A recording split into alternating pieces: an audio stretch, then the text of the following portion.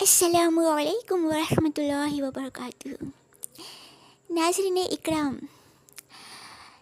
कपड़े हमारी ज़िंदगी का लाज़मी हिस्सा है, लेकिन अक्सर यही कपड़े हमारी ज़िंदगी को बोझ बना देते हैं। तो आज हम देखेंगे कि किस तरह मैंने कुरान और सुन्नत की रोशनी में और कौन मेरी के तरीके को अपना कर अपनी ज़िंदगी को मुनज़्ज़म किया और अपने कपड़ों को मुनज़्ज़म किया, यानी कपड़ों को तरतीब और सलीके से रखा और गैर ज़रूरी कपड़ों को अलग किया और सिर्फ वही कपड़े रखे जिनकी वाकई में मुझे ज़रूरत थी। तो सच मानिए, मेरी ज़िंदगी इतनी आसान हो गई। आपको जानकर बड़ी खुशी होगी कि अल्हम्दुलिल्लाह ये सफ़र सिर्फ घर की सफाई का नहीं था, बल्कि मेरे दिल की भी सफाई हो गई और मेरे दिमाग को भी सुकून मिल गया। तो आइए अब हम आगाज़ करते हैं अपनी कहानी, खुद अपनी ज़ुबानी। मेरी शादी को तकरीबन 4 साल हुए थे।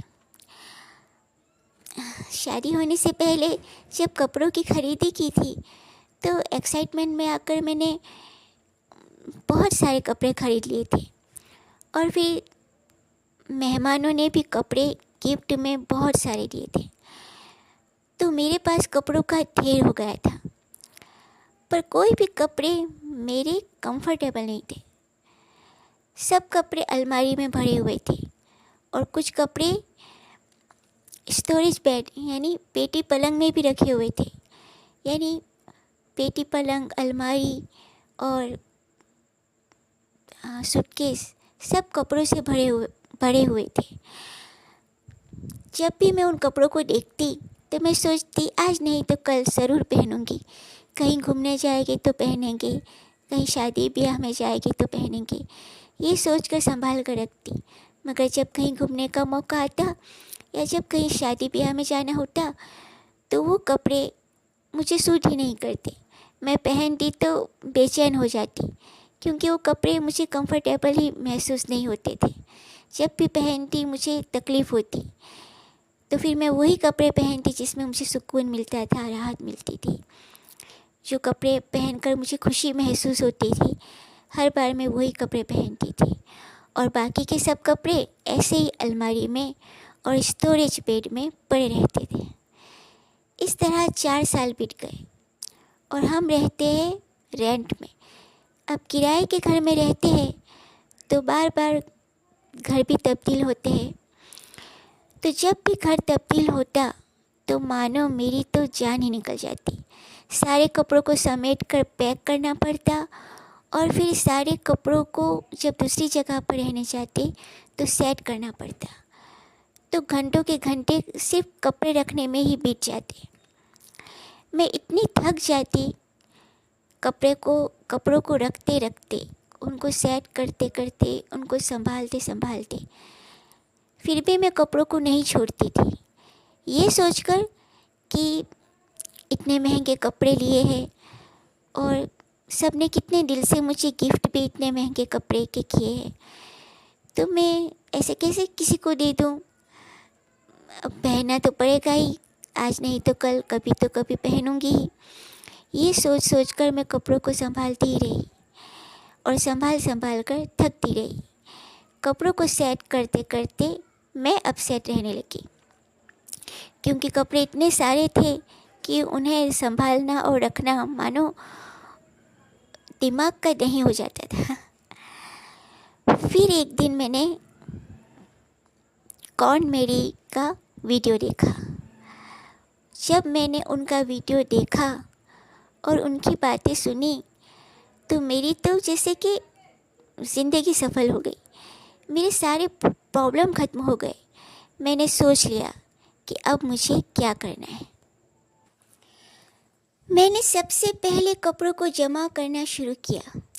अलमारी, दराज, बक्से, बैग, स्टोरेज बेड, यानी जहाँ जहाँ भी कपड़े रखे थे सब एक जगह जमा किए। जब सारे कपड़े जमा किए तो कपड़ों का एक बड़ा ढेर बन गया। देखकर बड़ी हैरत हुई कि इतने सारे कपड़े 4 साल से बस जगह ही घेर रहे थे। मेरे काम के तो थे ही नहीं, क्योंकि मैं उन्हें पहनती ही नहीं थी। अगरचे वो कपड़े कितने ही महंगे हो या फैंसी हो, मगर मेरे लिए कंफर्टेबल नहीं थे। इसीलिए मैं चाहकर भी उसे पहन ही नहीं पाती थी। इसलिए मैंने तय किया, कपड़े महंगे हो या सस्ते, मैं अब सिर्फ वही कपड़े रखूँगी जिन्हें पहनकर मैं खुशी महसूस करती हूँ, जिन्हें पहनकर मैं सुकून महसूस करती हूँ, जिन्हें पहनकर मैं कंफर्टेबल रहती हूँ, मुझे अच्छा महसूस होता है। बस मैं वही कपड़े रखूँगी। बाकी के सारे कपड़े मैंने अपने करीबी रिश्तेदार, पहचान वाले और अपने कज़िन को दे दिए। जिनको जैसे कपड़े पसंद थे उसके मुताबिक मैंने उन्हें वो कपड़े दे दिए।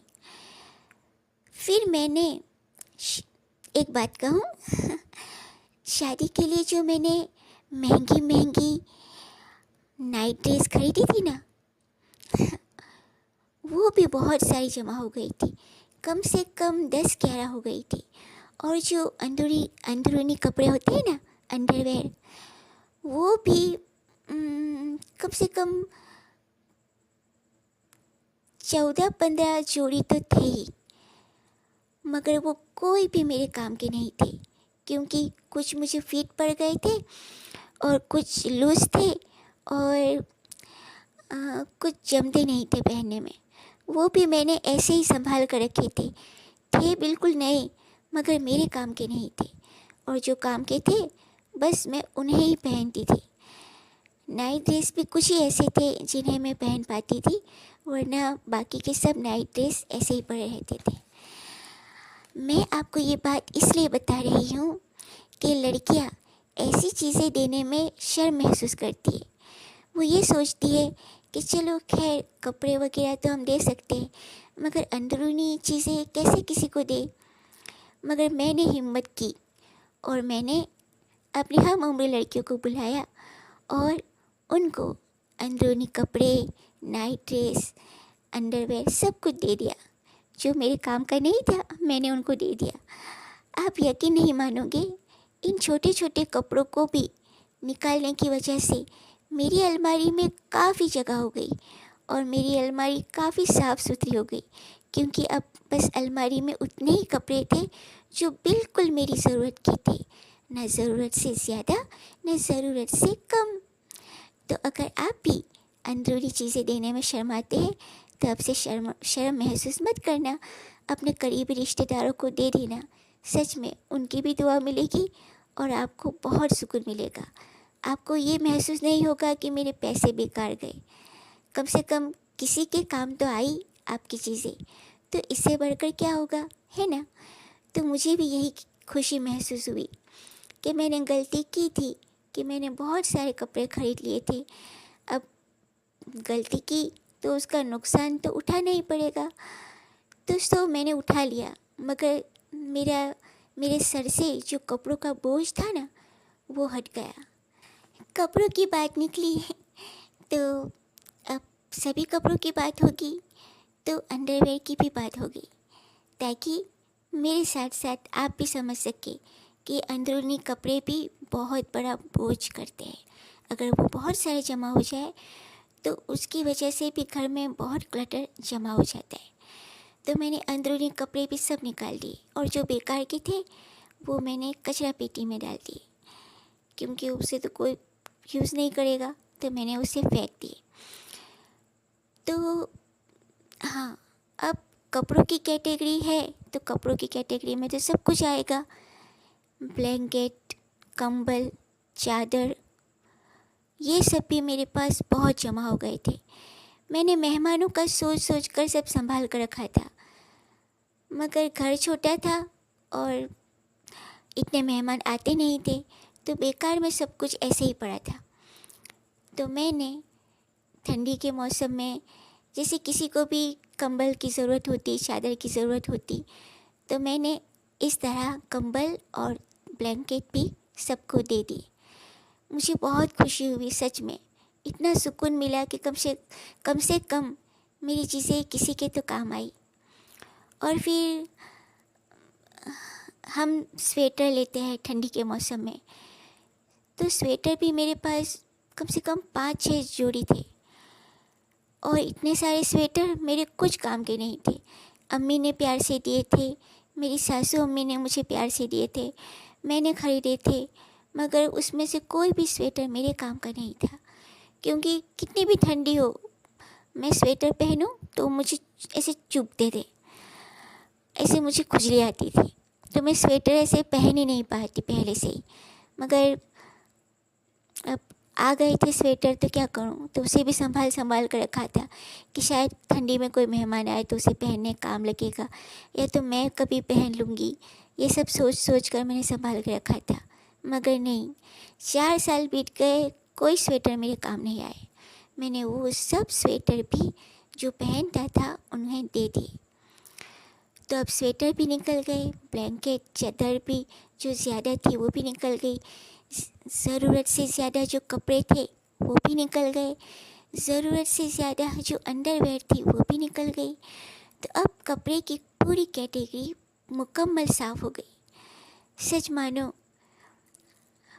मैंने थोड़ा नुकसान उठाया। आप कहोगे कि वो कपड़े आप बेच देते तो भी चलता, अगर मैं बेच देती तो भी चलता, मगर मेरे दिल को, मैंने जो रिश्तेदारों को कपड़े देकर जो मुझे खुशी महसूस हुई ना, वो मुझे बहुत, क्योंकि वो जब पहनते हैं ना तो उनकी खुशी देखकर मैं खुश हो लेती हूँ। और पैसा ही सब कुछ नहीं होता। मैंने ज़िंदगी में ये महसूस किया कि मैं महंगे महंगे कपड़े सोच सोच कर संभाल कर रखती थी और अपने आप पर बेकार में ही एक बोझ जमा कर रही थी। अपने सर पे एक बहुत बड़ा बोझ लेकर चल रही थी कि ये कपड़े कल पहनूंगी, परसों पहनूंगी, ये चीज़ कब काम आ जाए पता नहीं। ये सब सोच कर मैंने कपड़े, ब्लैंकेट, स्वेटर सब कुछ संभाल कर रखा था, तो वो सब मैंने निकाल दिया। तो अल्लाह के हुक्म से अब मेरी ज़िंदगी इतनी आसान हो गई है, इतनी आसान हो गई है कि आप पूछिए ही मत। अब मैं स्टोरेज बेड खोलती हूँ, यानी पेटी पलंग जब खोलती हूँ तो उसमें कोई कपड़े ही नहीं होते, उसमें सिर्फ ब्लैंकेट मेहमानों के लिए रखी है और तकिया वगैरह रखा है और ज़रूरत की चीज़ें रखी है। और अलमारी में मेरे 5-6 जोड़ी कपड़े हैं, 5-6 जोड़ी अंडरवेयर है, 2-3 जोड़ी नाइट ड्रेस है। और हाँ, मेरे पास कितने 11 तो बुर्खे थे मेरे पास। बाप रे, कहीं बाहर से आए थे, कहीं शादी पे सबने तोहफे में दिए थे, उसमें से भी एक भी बुर्खा मेरे काम का नहीं था। मेरा कंफर्टेबल नहीं, मुझे उसमें सुकून ही नहीं मिलता था। मुझे कैसे वो ग्राउंड बुर्खे पसंद है, तो बस मैं वही पहनती हूँ। तो मेरे पास वो 2 बुर्खे हैं, एक रेगुलर में पहनने के लिए और एक बाहर कहीं घूमने जाए तब पहनने के लिए। तो मैंने बुर्खे भी सबको दे दिए। तो जो पहनने वाले हैं वो इतने खुश होते हैं कि दीदी आपने बहुत अच्छा किया कि हमें बुर्खे दे दी, तो वो खुशी खुशी पहनते हैं, तो मुझे बहुत सुकून महसूस होता है। तो मैंने वो सब चीज़ें दे दी। देखिए, मैं बार बार ये महंगे कपड़े, महंगे बुर्खे, महंगी चीज़ें इसलिए कह रही हूँ क्योंकि हमारा दिल कैसा है पता है आपको? अगर किसी को कोई चीज़ देनी हो ना, तो हम सस्ती, पुरानी, बिना काम की चीज़ें वो खुशी से दे देते हैं। और देते वक्त हम जैसे ऐसा महसूस करते हैं जैसे हमने उस पर बहुत बड़ा एहसान किया। अरे, ये कोई एहसान नहीं है। पुरानी चीज़ें देकर हम क्या एहसान करें? अगर देना ही है तो अपने रिश्तेदारों को या अपने करीबी रिश्तेदारों को या किसी गरीब को ही अगर देना ही है तो अपनी नई चीज़ें दो जो आप यूज़ नहीं करते। अगर देना ही है, अगर दिल, घर के साथ साथ अपने दिल को भी साफ़ करना है, अपने दिमाग को भी साफ़ करना है और अपने दिल और दिमाग को सुकून महसूस कराना है ना, तो एक बार महंगी चीज़ें भी दे दो, बस दे दो। अगर आप गुजर गए तो सोचो वो चीज़ों का क्या होगा? तब तो आप संभाल के नहीं रख पाओगे ना। तब तो आप ये कहने नहीं आओगे ना कि अरे मैंने बहुत महंगी ली थी, ये किसी को मत देना, अरे ये इस किसी को क्यों दे दिया। तब तो हम ये नहीं कहेंगे और नहीं कह पाएंगे, क्योंकि मरने के बाद दुनिया से हमारा रिश्ता ख़त्म हो जाएगा। तो हमारे गुजरने के बाद घर के लोगों को हमारी चीज़ों के साथ जो करना होगा वो करेंगे। तो क्यों ना हम जीते जी ही अपनी ज़िंदगी को आसान कर दें। हम अपने जीते जी ही अपनी कीमती चीज़ों को भी अपने रिश्तेदारों को या किसी गरीब को दे दें और अपने जीते जी उसकी दुआ लें और उसके चेहरे पर वो खुशी और वो क्या कहते हैं, वो जो खुशी होती है ना, वो जो आप देखोगे ना तो आपको ऐसा लगेगा कि मेरे सारे पैसे वसूल हो गए। आप जो चीज़ें पहनते हैं ना, उससे ज़्यादा खुशी आपको किसी को देखकर, वो जो सामने वाला इंसान पहनकर खुश होगा ना, तब आपको महसूस होगी। तो नाज़रीन इकराम, सच में मैं अपने दिल की बात बता रही हूँ। जब मेरी चीज़ें सबके काम आई और सबको खुशी महसूस हुई तो मुझे बहुत अच्छा लगा। मुझे ये लगा कि मेरा एक भी पैसा फजूल नहीं गया, बल्कि मेरा पैसा तब फजूल जा रहा था जब मैंने उन कपड़ों को, उन चीज़ों को संभाल कर रखा था, ये सोचकर कि वो मुझे काम आएगी। मगर वो मुझे काम नहीं आई। वो तो घर में पड़ी पड़ी सड़ रही थी। एक तरह से कहे तो यही बात हुई ना कि वो पड़ी पड़ी जगह कह रही थी, बस मेरा काम बढ़ा रही थी, मेरे दिलो दिमाग पर बोझ कर रही थी। और कहीं ना कहीं मैं अल्लाह की गुनहगार भी हो रही थी, क्योंकि अल्लाह ने तो फरमाया है कि अपने आप पर जुल्म मत करो, अपने आप को नुकसान में मत डालो और दुनिया की मोहब्बत दिल में इतनी न बसाओ कि तुम्हें दुनिया से जाते वक्त दुनिया से जाने का अफसोस हो। तो मैंने इन सारी बातों को ध्यान में रखते हुए और कौन मेरी के बातों को अपना कर मैंने वाकई बहुत सुकून महसूस किया। तो नाज़रीन इकराम, मैं अपनी ये कहानी आपको इसलिए सुना रही थी ताकि जो सुकून और जो खुशी मैंने महसूस की वो आप भी महसूस कर सको। सच में कपड़े महंगे हो या सस्ते हो, जो आप नहीं पहनते वो निकाल दीजिए, खुशी से निकाल दीजिए, उसका शुक्र अदा कीजिए। अगर पुराने कपड़े भी हैं, किसी के काम आ सकते हैं, तो उसे दे दीजिए प्लीज़। उसे संभाल कर मत रखिए। आपके मरने के बाद लोग आपकी चीज़ें सबको दे, इससे अच्छा आप अपने जीते जी अपने हाथों से अपनी चीज़ों को सबको दे दो, ताकि आपके जीते जी आपको सबकी दुआएं मिले और फिर अल्लाह आपको वो चीज़ों से नवाजेगा जिन चीज़ों की आपको ज़रूरत है और जिन चीज़ों से आपको खुशी मिलती है, उन चीज़ों से अल्लाह आपको नवाजेगा। और ये मेरा तजुर्बा है। जब भी मैंने जो चीज़ें मेरे काम की नहीं थी वो मैंने दूसरों को दी है, तब अल्लाह ने मुझे गैब से ऐसा नवाजा है और ऐसी चीज़ें मुझे अता की है जिनसे मुझे खुशी और सुकून मिला है। तो बस यही कहना चाहूँगी कि ये कपड़े का क्लटर साफ़ करने से मेरा दिल भी साफ़ हो गया है और मेरा जहन भी साफ़ हो गया है।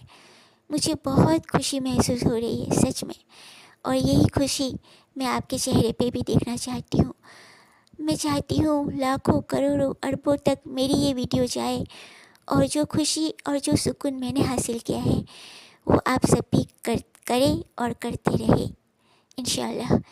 तो चलिए, मैं इजाज़त चाहती हूँ और मिलते हैं कैटेगरी 2 पर, यानी ज्वेलरी की कैटेगरी पर।